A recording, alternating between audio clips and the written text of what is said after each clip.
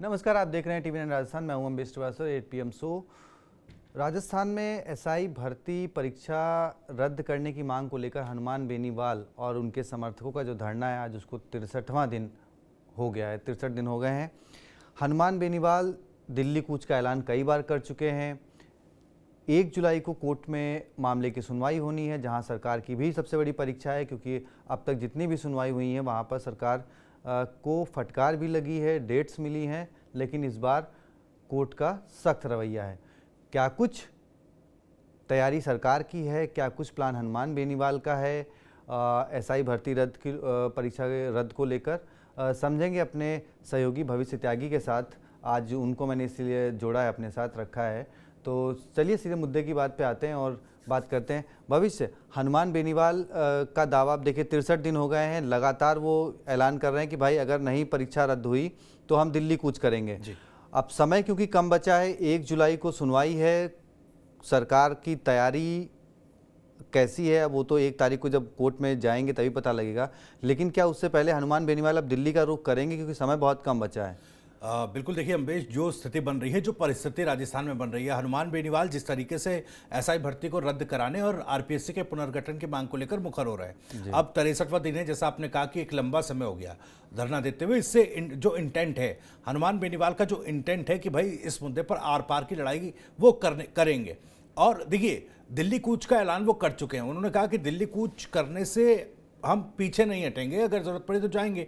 अब वो तैयारी कर रहे हैं, हमने इंटरव्यू भी उनका किया और उनसे बातचीत भी की। हाँ, तो परसों ही इंटरव्यू किया। बिल्कुल, वो ये साफ कह रहे हैं कि भाई दिल्ली हम जाएंगे। लेकिन हनुमान बेनीवाल ये जानते हैं कि एक ऐसा मुद्दा है जो उनको वापस उनकी सियासी जमीन, जो चुनावी जमीन है, उपचुनाव में जो खोई है, वो वापस लाकर ये मुद्दा दे सकता है, क्योंकि इसमें सीधे तौर पर वो युवा बेरोजगारों के साथ, उनके हक के साथ खड़े दिखाई देते हैं, उनके हक के लिए लड़ते दिखाई देते हैं, जहां पर सरकार अभी कुछ क्लैरिटी उस मुद्दे पर नहीं दे रही है। तो कहीं ना कहीं सरकार, देखिए, वाकई आरपीएससी के पुनर्गठन और एसआई भर्ती रद्द करने के मामले पर बैकफुट पर है। कोई स्पष्टता सरकार की ना तो एक तरीके से कहा जाए तो पब्लिक डोमेन में है और ना ही कोर्ट में है। हालांकि कोर्ट में 2 तारीखें ऐसी चली गई हैं जब इनको जवाब देने के लिए कहा गया था। एक बार सरकार की तरफ से कह दिया गया कि भैया वॉर लाइक सिचुएशन से, और इसमें जो प्रशासन था या सरकार थी वो व्यस्त थी उस चीज़ों को मैनेज करने के लिए। और दूसरी बार जब डेट पड़ी तो सरकार ने कह दिया कि मुख्यमंत्री बिजी थे, मुख्यमंत्री के साथ बैठक नहीं हो पाई, बातचीत नहीं हो पाई। तो इस तरह की जो तर्क हैं वो दिए गए। खैर, अब 1 जुलाई को कोर्ट में क्या सरकार अपना जो पक्ष है वो रखेगी। देखिए, सरकार इस मामले पे बैकफुट पर है। ये बात आप उस तारीख से पहले, उस हियरिंग से पहले कह सकते हैं, क्योंकि अगर सरकार को भी इस मामले पर अपनी क्लैरिटी होती तो वो कहीं ना कहीं अब तक जो पहली डेट्स पड़ी हियरिंग की उस पर कुछ ना कुछ बताती, और अगर नहीं बता पाई थी तो कम से कम पब्लिक डोमेन में बताती। ये तो मानकर चलिए कि मामला अभी लंबा चलेगा। और हनुमान बेनीवाल जिस तरीके से कह रहे हैं कि भाई हम दिल्ली जाएंगे, दिल्ली कूच करेंगे, देखिए दिल्ली कूच करने की प्लानिंग हनुमान बेनीवाल की कोई छोटी मोटी नहीं है। मैं ये कह रहा हूं कि देखिए, अब आरपीएससी का मुद्दा है। आरपीएससी का मुद्दा राजस्थान के युवाओं से जुड़ा मुद्दा है। एसआई भर्ती जो अभ्यर्थी रहे, जो इफेक्ट हुए, उनसे जुड़ा मुद्दा है। तो दिल्ली कूच करने के लिए क्या वाकई वो युवा जो आज जयपुर में उनके साथ है, क्या वो साथ दे पाएंगे दिल्ली आकर के? क्या उतनी गैदरिंग जितनी वो कह रहे हैं उतनी कर पाएंगे? ये एक चुनौती है, और इस चुनौती से निपटने के लिए हनुमान बेनीवाल ने अपने सियासी तर्कश से एक और तीर निकाल लिया। देखिए, वो कह रहे, मेरे ख्याल से उनको मनोबल मिला जब उन्होंने 25 मई को जयपुर में जो सभा करी, जहां पे लाखों की संख्या में लोग आए, उनको वहां से एक मनोबल मिलेगा कि नहीं भाई, अब हम दिल्ली पर भी चढ़ाई कर। मनोबल, देखिए, कॉन्फिडेंस और मोरल जरूर बूस्टअप हुआ, लेकिन इसको तकनीकी तौर पे अम्बेश समझें तो जो युवा वहां पर इकट्ठा हुआ वो हर एक युवा दिल्ली नहीं जाएगा। इसको हम समझने की कोशिश करेंगे। इसीलिए मैं जो कह रहा हूं कि भाई हनुमान बेनीवाल ने अपनी तर्कश से, सियासी तर्कश से एक और तीर निकाला। वो कह रहे हैं कि एसआई भर्ती पर तो हम कर ही रहे हैं, आरपीएससी की मांग पर तो कर ही रहे हैं, अब अग्निवीर के मुद्दे पर भी हम सरकार को घेरेंगे। तो आप देखिए वो कितनी व्यापक इस लड़ाई को, ताकि हरियाणा और इसके यूपी जो आसपास की दिल्ली से सटे हुए जो राज्य हैं, बिल्कुल, जहां के काफी युवा आर्मी में जाते हैं, उनका समर्थन भी, बिल्कुल उनका समर्थन मिले। बार बार वो ये कहते हैं कि देखिए, किसानों के लिए मैंने सरकार से हाथ पीछे खींच लिए थे, जाहिर तौर पर उन्होंने किया। अब वो ये कह रहे हैं कि देखिए, जब हरियाणा की जो रेसलर्स थी, महिला रेसलर्स थी, वो जब अपनी मांगों को लेकर धरने पर बैठी थी तो उनके साथ खड़े। तो देखिए, कुल मिलाकर के अग्निवीर जैसे मुद्दे, पहलवानों के मुद्दों को लेकर के जो बातें अब वो रख रहे हैं, उनका साफ संकेत है कि वो अब जो दिल्ली में भीड़ जुटाने वाले जो कह रहे हैं कि 1 लाख युवाओं को इकट्ठा किया जाएगा, जाहिर तौर पर उसकी तैयारी चल रही है, उसमें कोशिश हो रही है अंदर खाने। अब जो बातचीत तमाम नेताओं से, चाहे किसान नेता हों चाहे युवा नेता हों जो अग्निवीर पर मुखर हुए हैं, उनसे कहीं ना कहीं कनेक्ट बनाने की कोशिश अंदर खाने चल रही है, ताकि जब दिल्ली कूच करें तो कम से कम जितनी भीड़ वो जयपुर में जुटा रहे थे उससे कम से कम ज़्यादा भीड़ जो है वो दिल्ली में जुटा करके एक बार फिर ये बता दें कि देखिए हम तो इसी तरीके से एसआई भर्ती पर मुखर होकर बात करते रहेंगे, सरकार से मांग करते रहेंगे। उसमें अग्निवीर और किसानों और महिला रेसलर्स का भी मुद्दा अगर शामिल हुआ तो कहीं ना कहीं केंद्र की किरकिरी, केंद्र सरकार की किरकिरी उसमें अगर होगी, अगर हनुमान बेनीवाल वो संख्या जुटाने में कामयाब दिल्ली में हो पाते हैं तो सवाल उठेंगे और फिर कहीं ना कहीं केंद्र सरकार की किरकिरी होगी। तो एक तरीके से ये कहा जाए तो रणनीति आगे की भी है। दूसरा, जब तक हियरिंग और सरकार का पक्ष सामने नहीं आ रहा तो राजस्थान सरकार को भी एक अल्टीमेटम के तौर पर आप इसे देखिए कि भाई आप या तो पहले कोई निर्णय ले लीजिए, नहीं तो हम दिल्ली कूच करेंगे। और जब दिल्ली कूच करेंगे तो केवल ये मुद्दा नहीं होगा, और भी मुद्दे होंगे। तो अभी तो केवल प्रदेश सरकार की इस मामले पर किरकिरी हो रही है, फिर यह मसला बढ़ेगा और मसला केंद्र तक पहुंचेगा। अब एक चीज़ और मैं समझना चाहूँगा कि जैसे सरकार ने तर्क दिए कि भाई परीक्षा रद्द पे उन्होंने कई बार कोर्ट में जाके जो बात रखी, लेकिन इसी बीच मंत्रियों ने जो इस बीच जो बयान आए कोर्ट की सुनवाई के बाद कि भाई परीक्षा रद्द इसलिए नहीं कर सकते, मतलब उन्होंने साफ साफ तो नहीं कहा कि परीक्षा रद्द नहीं करेंगे, लेकिन उनका कहना था कि भाई जिन्होंने मेहनत से परीक्षा दी है, जिन्होंने सही तरीके से परीक्षा दी है, उन परीक्षार्थियों का क्या होगा। जो एज क्राइटेरिया का भी एक हवाला हुआ, तो क्या सरकार अभी मंथन कर रही उन सब चीज़ों पर कि भाई अगर परीक्षा रद्द करते हैं तो जिन्होंने सही तरीके से परीक्षा दी उनका क्या होगा, जो उस एज क्राइटेरिया से अब अगर दोबारा भी परीक्षा कराते हैं तो भाई आपको शामिल करना पड़ेगा, तो जो उस एज क्राइटेरिया से बाहर निकल गए हैं उनके लिए क्या किया जाए।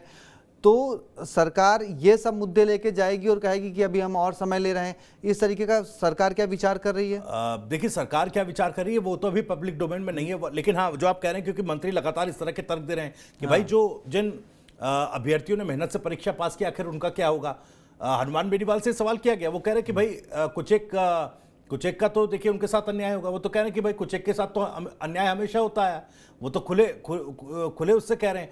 लेकिन इसमें एक तर्क जो हनुमान बेनीवाल ने भी दिया कि इसी तरह की किसी परीक्षा भर्ती में पेपर लीक के मामले में फर्जीवाड़े में सुप्रीम कोर्ट में मामला चला, तो उसमें एक रेशो निकाला गया कि भाई अगर 30% 100 में से 30% ये आ जाए कि भाई फर्जीवाड़ा हुआ, तो ये जो प्रपोर्शन है, ये जो रेशो है, ये उस परीक्षा को रद्द करने के लिए काफ़ी है जी। ये एक अन्य मामले में कोर्ट की तरफ से कहा जा चुका है। तो देखिए अब एसआई भर्ती का मामला जो है, अगर उसको जुडिशियल तरीके से देखा जाए और पुराने मामलों में जो क्या वर्डिक्ट रहे हैं सुप्रीम कोर्ट की, किस तरह की बातें रही हैं, अगर वो देखा जाए तो जाहिर तौर पर जिस तरीके से इस मामले में 100 से ज़्यादा गिरफ्तारियां हो चुकी हैं और 50 से ज़्यादा मुझे लगता है कि ट्रेनी एसआई जो है वो गिरफ्तार किए जा चुके हैं, और कई मामले अभी और भी इसमें निकल कर आ रहे हैं। अभी आपने देखा होगा संगीता बिश्नोई का नाम सामने आया, किस तरीके से अपनी मुझे लगता है कि अपनी भाभी का और भाई का भी पूरा फर्जीवाड़ा डमी कैंडिडेट बनकर वो किया गया। तो जाहिर तौर पर अगर प्रोपोर्शनेट उसमें देखेंगे तो मुझे लगता है कि कहीं ना कहीं सरकार वहां पर इसमें घिर सकती है। अगर जो याचिका करता है, नहीं तो सरकार ने वहां पे एक यही पक्ष रखा, एक जो पिछली 2 से पहले हायरिंग थी, सरकार ने वहां पे ये रखा कि भाई पहले हमारे पास जो जानकारी थी उसमें ये था कि तकरीबन 300 से ज़्यादा, जो आप भाई 30% का एवरेज दे रहे हैं, तो 300 से ज़्यादा अभ्यर्थी इसमें शामिल हो सकते हैं। लेकिन जो एसओजी की पकड़ में जो अब तक आए हैं वो वही तकरीबन 50+ अभ्यर्थी आए हैं। तो सरकार ने कहा कि अभी तक हम उस जहां तक नहीं पहुंच पाए हैं कि हम इतनी बड़ी मतलब परीक्षा रद्द करने का रीज़न दे सकें। तो सरकार ने कहा कि भाई ठीक है, एसओजी आपके पास है, जांच आप कर रहे हो, तो आपकी दिक्कत कहाँ हो रही है। तो अगर ये गिरफ्तारियां नहीं हो पाती हैं, अब भाई जबरदस्ती थोड़ी आप किसी को गिरफ्तार कर लोगे। जो मेन आरोपी हैं, जो आपको मिले हैं, जहां कड़ियां जुड़ी हैं, एक को गिरफ्तार किया तो दूसरा गिरफ्तार हुआ, तो अगर 100 से कम रहता है तो फिर वही बात होगी कि सरकार फिर परीक्षा अगर रद्द नहीं करेगी।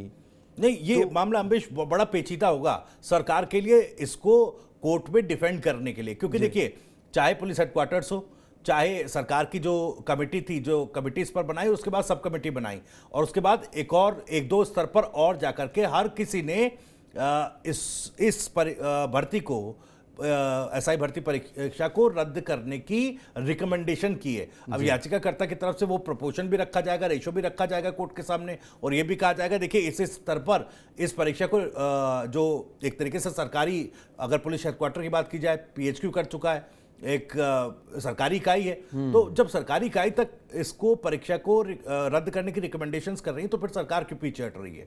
और कहीं ना कहीं जो गिरफ्तारियां हुई हैं और सरकार बार बार ये कह रही है कि भाई जांच चल रही है और भी अभी इसमें गिरफ्तारियां हो सकती हैं, इस तरह की बातें हर कोई हर दिन किसी ना किसी टीवी कैमरे पर बैठकर बयान मंत्री या सत्तारूढ़ दल का विधायक दे रहा है। तो ऐसे में बहुत पेचीदा कानूनी तौर पर ये मामला सरकार के लिए भी होने वाला है, लेकिन इसमें बेश समझने वाली बात यह है क्योंकि यहाँ केवल एसआई भर्ती परीक्षा रद्द करने की मांग नहीं उठा रहे हैं हनुमान बेनीवाल, वो आरपीएससी के पुनर्गठन की भी मांग उठा रहे हैं। अब आरपीएससी का पुनर्गठन एक जटिल संवैधानिक प्रक्रिया है और उसमें फिर देखिए अगर बहस होगी, अब खैर सुप्रीम कोर्ट, माफ कीजिएगा हाई कोर्ट में तो अभी एसआई भर्ती का मामला है, लेकिन जिस तरीके से वो मांग उठा रहे हैं तो कहीं ना कहीं ये कन्फ्लिक्ट आएगा कि भाई आरपीएससी को भी भंग किया जाए या पुनर्गठित किया जाए, तो वहां पर कहीं ना कहीं सरकार का स्टैंड या किस तरीके से वो मैनिपुलेशन हो सकता है आने कोर्ट में भी, मैं कह रहा हूँ। तो वो एक आने वाले समय में पता चलेगा जिस तरीके से कोर्ट की हियरिंग्स इसमें आगे बढ़ेंगी। अब एक चीज़ और, क्या क्रेडिट लेने वाली बात, जैसे अब आरपीएससी पुनर्गठन की बात सबसे पहले उठाई थी सचिन पायलट ने जी। उस वक्त खैर एसआई का मुद्दा नहीं उठा था, लेकिन उन्होंने पेपर लीक का सचिन पायलट ने काफ़ी मुद्दा उठाया था अपनी सरकार के दौरान जी। उसको कैच किया था बीजेपी ने, और फिर कहा जाता है कि भाई अगर 100% बीजेपी के सत्ता में आने की वजह है तो उसमें 35 to 40% रीज़न युवाओं के मुद्दे रहे हैं जी कि बीजेपी सत्ता में आई। तो एक ये हो गया कि वो क्रेडिट लेने वाली बात कि अगर एसआई भर्ती परीक्षा रद्द होती थी तो देखिए सरकार में आने के बाद भी सबसे ज़्यादा किरोड़ीलाल मीणा इसके लिए मुखर रहे। रात को 2-2, 3-3 बजे तक आपने देखा कि कैसे वो उन अभ्यर्थियों के बीच पहुंचे, वो किया। Sachin Pilot, Kirodilal Meena, Hanuman Beniwal, credit goes to finally अगर होता है ये सब चीज़ें तो किसे जाएगा और फिर उसका फायदा? देखिए हनुमान बेनीवाल तो मुखर हैं, लेकिन अम्बेश यहाँ पर सवाल ये है कि सरकार आखिर इस पर क्यों क्लैरिटी नहीं दे रही है। हम क्रेडिट का जिक्र जरूर करेंगे, लेकिन क्रेडिट का जिक्र हम करें एक बार चूंकि ये मामला थोड़ा आगे बढ़े, चाहे कोर्ट में हो चाहे सड़क पर हो, जैसा हनुमान बेनीवाल लगातार इसको उठा रहे, ठीक है, क्रेडिट की बात में आएगी, लेकिन सरकार आखिर इसमें क्यों इतना अस्पष्ट एक तस्वीर बना रही है जी। वो ये अब देखिए ना, क्योंकि एक कारण ये हो सकता है कि जो मौजूदा सरकार है ये पिछली सरकार के या बैकलॉग्स जो हैं कंट्रोवर्सीज, क्या उनको कैरी फॉरवर्ड करके सेटल नहीं करना चाहती? क्या मौजूदा सरकार को भी लग रहा है कि अगर इसको रद्द करके दोबारा कराई गई तो फिर वो नेक्सस जो है दोबारा से एक्टिव होगा और उसको कंट्रोल कैसे करें, ये चुनौती सरकार के सामने है क्या? तो आखिर क्यों इस मामले पर सरकार बैक स्टेप पर है, बैकफुट पर है? ये मुझे लगता है कि ज़्यादा गंभीर सवाल है जो कहीं ना कहीं सरकार से पूछा जाना चाहिए, सिस्टम से भी पूछा जाना चाहिए कि भाई आखिर ऐसा क्यों है। अब आप जो इस मामले में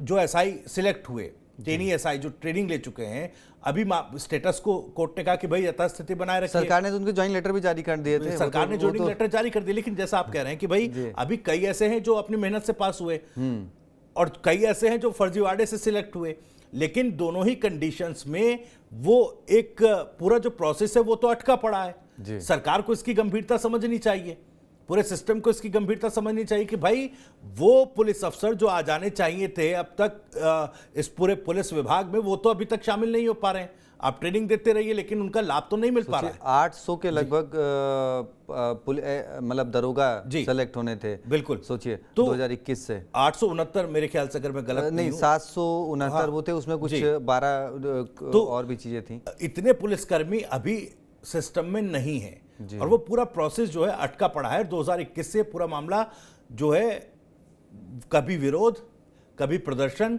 तो कभी कोर्ट के दरवाजों तक अटका हुआ है।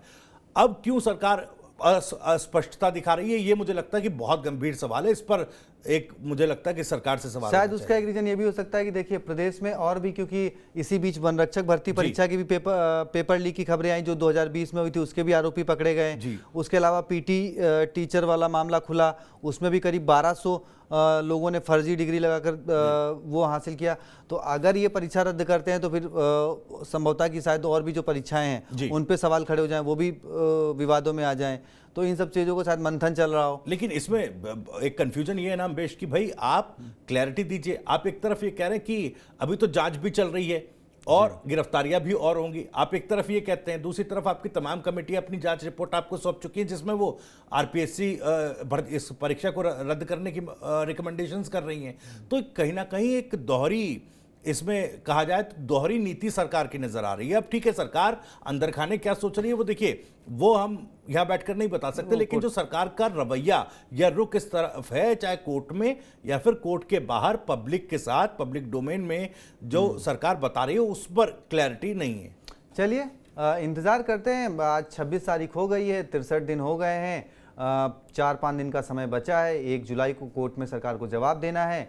तो अब सरकार क्या जवाब देती है, हनुमान बेनीवाल क्या रुख अख्तियार करते हैं, क्या वो दिल्ली पर चढ़ाई करते हैं और फिर उसका नतीजा क्या होता है, ये सब भविष्य के गर्भ में है, लेकिन बहुत ज़्यादा लंबा इंतजार नहीं है। तो बने रहिए TV9 राजस्थान के साथ, सब्सक्राइब जरूर करिए और लोगों को भी शेयर करिए। और आपकी क्या राय है, परीक्षा रद्द होनी चाहिए, नहीं रद्द होनी चाहिए, कमेंट बॉक्स में जरूर बताएं। बहुत बहुत शुक्रिया, धन्यवाद।